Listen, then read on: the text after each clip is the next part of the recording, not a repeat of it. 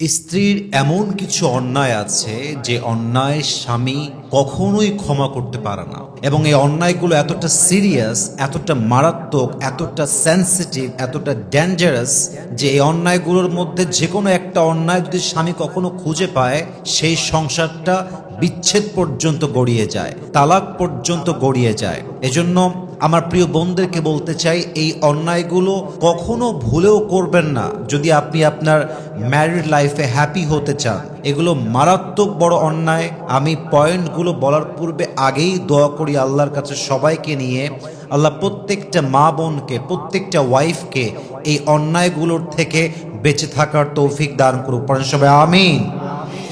এক নাম্বার, একজন স্বামী তার স্ত্রীর সমস্ত অন্যায় মাফ করতে পারে, বাট একটা অন্যায় স্বামী কখনোই মাফ করতে পারে না। সে অন্যায়টার নাম হচ্ছে বিশ্বাসঘাতকতা, প্রতারণা। একজন স্বামী তার স্ত্রীর সমস্ত অন্যায় মাফ করে দিবে, কিন্তু বউ যদি স্বামীর বিশ্বাস নিয়ে খেলে, স্বামীর বিশ্বাসে আঘাত করে, স্বামীর সঙ্গে চিট করে, প্রতারণা করে, বেইমানি করে, নিমক হারামি করে, বিশ্বাস করেন একজন পুরুষ সব অন্যায় ক্ষমা করতে পারে, বাট তার বউ যখন চিট করে, ধোঁকাবাজি করে, বেইমানি করে, একজন পুরুষ তার ব্যক্তিত্ব বোধ থেকে তার স্ত্রীকে প্রতারণার পরে, ধোঁকাবাজির পরে আর কখনোই ক্ষমা করতে পারে না। ঠিক কিনা বলেন?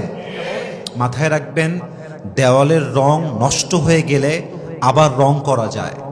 যদি কখনো ঘরের দেওয়ালের কোনো ইট ছুটে যায়, ইটটা আবার দিয়ে দেওয়ালটাকে ঠিক করা যায়।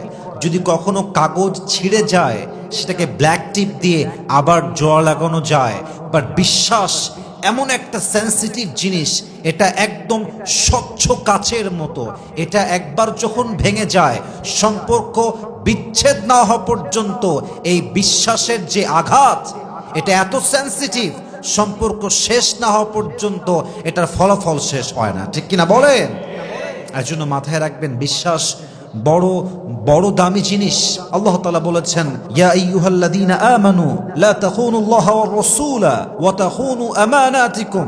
আল্লাহ তাআলা বলছেন, হে ঈমানদারেরা, হে বিশ্বাসীরা, তোমরা আল্লাহ এবং তার রাসূলের সঙ্গে বেঈমানি করো না, বিশ্বাসঘাতকতা করো না, এবং তোমরা তোমাদের আমানতকে খেয়ানত করো না। অর্থাৎ আপনার স্বামী হচ্ছে আপনার জীবনের সবচেয়ে ইম্পর্টেন্ট জায়গা। আল্লাহর কোরআন বলছে চিট করো না, প্রতারণা করো না, এবং আল্লাহর হাবিব বলেছেন আমার উম্মত কাপুরুষ হতে পারে। আমি আবারও বলছি, খুবই খুবই অসাধারণ হাদিস। আল্লাহ রসুল বলেছেন আমার উম্মত কাপুরুষ হতে পারে, আমার উম্মত জেনার মতো অন্যায় করে ফেলতে পারে, আমার উম্মত হয়তোবা ভুল ক্রমে কৃপণ হতে পারে, যে কোনো অন্যায় করতে পারে, বাট আমার উম্মত কখনো মিথ্যা বলতে পারে না, আমার উম্মত কখনো ধোঁকাবাজ হতে পারে না। ঠিক কিনা বলেন? এই জন্য প্রিয় বোন, this is my humble request, আমি খুব বিনয়ের সঙ্গে বলছি, never ever cheat your husband. যতদিন বেঁচে আছেন, বি অনেস্ট, বি লয়াল। নিজের কাছে নিজেকে অনেস্ট রাখার মজাই তো আলাদা। দিন শেষে যদি আপনি বলতে পারেন যে ভাই আমি কারোর সাথে চিট করি নাই, আমি কারো বিশ্বাস নিয়ে খেলি নাই, আমি কারো বিশ্বাস ভেঙে দেই নাই, মানুষ আমাকে ভুল বুঝুক আর না বুঝুক, মানুষ আমাকে সঠিক বুঝুক কিংবা না বুঝুক, যদি আমি দিন শেষে অনেস্ট আর লয়াল থাকতে পারি, আল্লাহ আমার বন্ধু হয়ে যাবে। ঠিক কিনা বলেন? So please don't cheat your husband. এক নাম্বার অন্যায় একজন স্বামী কখনো মাফ করেন, তার নাম হচ্ছে বিশ্বাসঘাতকতা। 2 নাম্বার, একজন স্বামী একটা অন্যায় কখনো মাফ করতে পারে না। সে অন্যায়টা কি জানেন? সেটা হচ্ছে যদি স্বামী কখনো জানতে পারে যে আমার ওয়াইফ আমার সাথে শোয়ার আগে, আমি আবারও কথাটা বলতে চাই কারণ এটা বলতে একটু ইতস্তবোধ করছি, জাস্ট বোঝাবার স্বার্থে বলছি, এবং আমি আগেই ক্ষমা চাচ্ছি আমার শব্দের জন্য, but I want to make you realise যে এটা আসলে কতটা সেন্সিটিভ ইস্যু। পুরুষ যদি বিয়ের পরে জানতে পারে আমার ওয়াইফ আর এক পুরুষের সঙ্গে শুয়ে আসছে, নাউজুবিল্লাহ, I am so sorry to say that, বিশ্বাস করেন এটা জানার পরে একজন পুরুষ তার স্ত্রীর প্রতি সম্মান, রেসপেক্ট যা ছিল আর চুল পরিমাণ কিছুই বাকি থাকে না। ঠিক কিনা বলেন? এরপরে সম্পর্কটা থাকে জাস্ট সিচুয়েশনশিপ, এটার নাম রিলেশনশিপ নয়। মানুষ জাস্ট পরিস্থিতির শিকার হয়। হয়তো ওয়াইফের বাচ্চা হয়ে গিয়েছে, অথবা সংসারটা লং টাইম হয়ে গিয়েছে, পরে গিয়ে জানতে পেরেছে। বাট বিশ্বাস রাখেন এই কথা, যেই মেয়ে তার বিয়ের আগে ইজ্জত বিলীন করে দেয় এবং এটা স্বামীর কান পর্যন্ত পৌঁছে যায় তার অবৈধ সম্পর্কের কথা, সেই স্বামী কখনো সেই বউকে নিয়ে আজীবন সংসার শান্তি মতো করতেই পারবে না। ঠিক কিনা বলেন? এই অন্যায়টা স্বামী কখনো ক্ষমা করতে পারে না। এবং খেয়াল রাখবেন, একজন নারীর জীবনের সবচাইতে দামি সম্পদ হচ্ছে তার ইজ্জত, তার সতীত্ব। কোরআনে আল্লাহ তাআলা কি বলছেন? আল্লাহ তাআলা বলেছেন, ওয়ালা তাকরাবুজ জিনা ইন্নাহু কানা ফাহিশা। আল্লাহ বলেন নাই যে তোমরা জিনা করো না। আল্লাহ তাআলা বলেছেন জিনা হতে পারে, ব্যভিচার হতে পারে, অন্যায় হতে পারে, এমন কাজের আশেপাশেও যাওয়া যাবে না। তার মানে হলো জিনা এক মারাত্মক অপরাধ। এটা এমন বিশাল অপরাধ, যেই বান্দা যেই বান্দি বিয়ের পূর্বে জিনা করে, অন্যায় করে, তাদের বিয়ের পরে সমস্ত সুখকে হারাম করে দেয় একজন, তিনি কে? দিস ইজ দ্য ন্যাচার, এটাই ন্যাচার। আপনি স্বামীর ইজ্জত দিবেন বয়ফ্রেন্ডের কাছে, বিশ্বাস রাখেন আপনার সংসার জীবনে সুখ সহজে আসবে না। অতএব প্লিজ, বিয়ের আগে কোনো হারাম সম্পর্ক নয়। বিয়ের আগে নিজেকে রাখতে হবে পবিত্র। আপনি পবিত্র থাকলেই আপনাকে পবিত্র মানুষ দিবে একজন। আওয়াজ দিয়ে বলেন সবাই, তিনি কে? 3 নাম্বার যে অন্যায়টা স্বামী কখনোই মাফ করতে পারে না, সে অন্যায়টা হচ্ছে স্বামীর বিরুদ্ধে মিথ্যাচার করা। জেনে বুঝে অনেক মেয়ে তার স্বামীকে ব্লেম করে নিজের চরিত্র ঢাকতে।